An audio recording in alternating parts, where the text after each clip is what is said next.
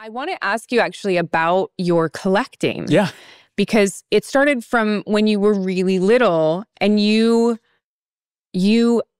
behind you, obviously, it's something that you take very seriously, and you cosplayed.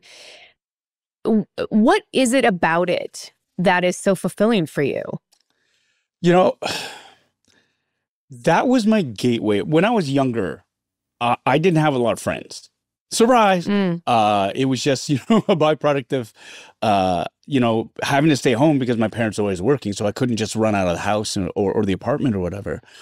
Yeah. And so a lot of my play consisted of Legos and imaginary, with action figures and creating scenes and whatnot. And so I was very, very, I was in the late 70s, early 80s, I was every advertiser's wet dream. Because any toy that went out, I wanted it, right? Because I wanted to play with it. I love playing with toys. And it was something that I just sort of carried over. And my parents worked very, very hard. And I never really wanted for anything. But there were certain toys that my parents just refused because that's a waste of money. It's like, no, we need to eat. You can't have that toy. But there were some Christmases where I remember I got it was Christmas of '83, and I got Han Solo in the Tauntaun and the Imperial Star Destroyer and the AT-ST, and I got all these action figures, and I almost died because I got the Millennium Falcon too, and it was just this whole that started my love. It was a jackpot of a Christmas. Oh yeah, it must have been a good year at the restaurant, right? Yeah. And so I just, that's something that has been a part of my life for so long, is that element of play and make believe. And as I've gotten older too, so there are phases, cycles, because as I got older, the collecting sort of shifted to collecting comic books and a few action figures here or there.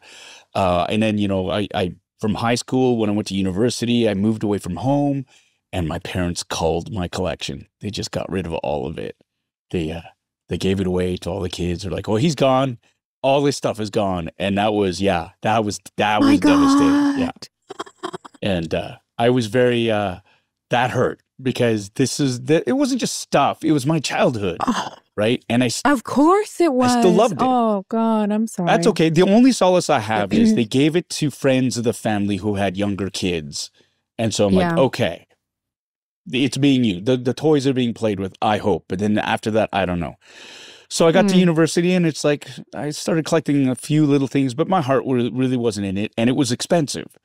And I discovered girls. And so it was like this whole okay, what do you want to spend your money on? And then I started living on my own, and then it was rent, and all, life gets in the way. And then basically I got back into collecting after I started getting some serious TV money. And it was just this whole well, what am I going to do? It's like, oh, yeah, there's all this really cool stuff I always wanted to get. And I think that's part of what collecting is. A small part of it is you start hunting for the things that have a sentimental or nostalgic value to it. So I started looking for the toys that were given away and trying to reclaim those, right? And then along the way, I do the same thing. Yeah. I do the same thing. Yeah. And then it just spirals. And then I discovered Hot Toys. And then that was the end. It's just like this whole, I don't know hold on. If you can see that. See that? I can see her. That's your hot toy. And there's multiples. Yeah. There's two. Well, because one of them is. Wait, no, one is one. Are they both? No, one is Koska. Yeah. One is Koska, and then the other one is Axe. Is Axe. Right there. And I got the pleasure of meeting Simon as well just recently. But isn't he wonderful? He's amazing. He's amazing. I know. Yeah. But it's this thing where, I got into it, and then I was fascinated by the craft of its construction, the details, like you're talking about with Sam, intricately and painstakingly painting the little details, the soft parts, the stitching, the way it fits onto the figures. The accuracy of cosplayers will use Hot Toys as references because there are no good screen caps or whatever, and so they'll refer to those. And it's just this whole thing, and it just, because I love Star Wars and because this is something that is, and I want to build dioramas and maquettes, and I want to take pictures of them and create these whole scenes and whatnot. And it's just, I truly do believe, that saying, we don't stop playing because we get old. We get old because we stop playing. And I think that's the thing, and that's what keeps me sort of going. And it's something that I love, and it's harmless, really. I mean, it's a big financial hit, but I don't buy toys in lieu of, paying the mortgage. Paying the mortgage. It's like, sorry, I missed the last 2 mortgage statements, baby. But oops. Yeah, that Mandalorian, coven was there, and I really, really had to get the covert completed.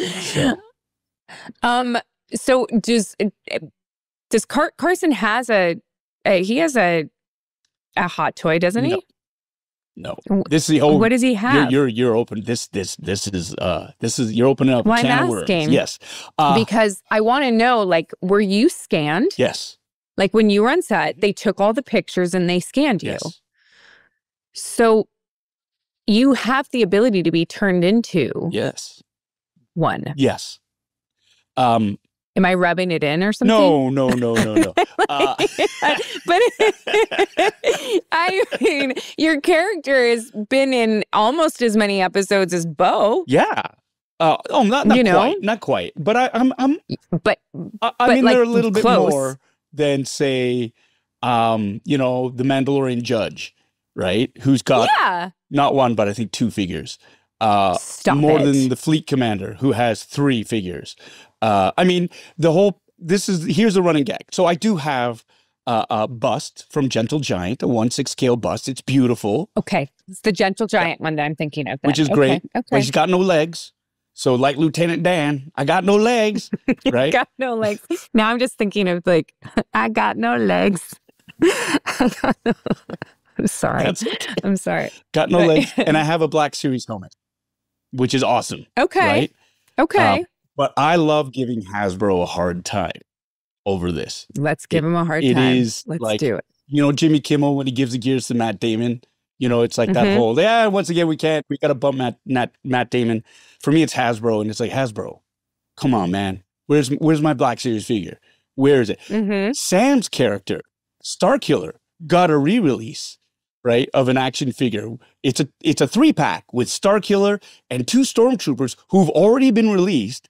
They stuck it in a package, slapped exclusive on it, and sold it for $90, and it sold out, right? And I'm just railing on them. Hasbro, I've only been in 6 episodes across 3 different shows. No, more than that. Oh my God, 7 episodes across 3 different shows. You could slap a Carson in a box with anyone, because you've been in scenes with everyone. You could make a 3-pack of Carson, Bo, and Mando. Yeah. You could make a 3-pack of Ahsoka, Hera, and you. Yep. You could make a 3-pack. You know what I mean? Like, yeah. I get it. But they won't. I get it. They won't. And it's the whole like, hey guys, what's going on here? What is going on? Why no love for Carson? Why no love? Something cheeky's happening. Well, something cheeky. So I like to give him a hard time. Good, you should.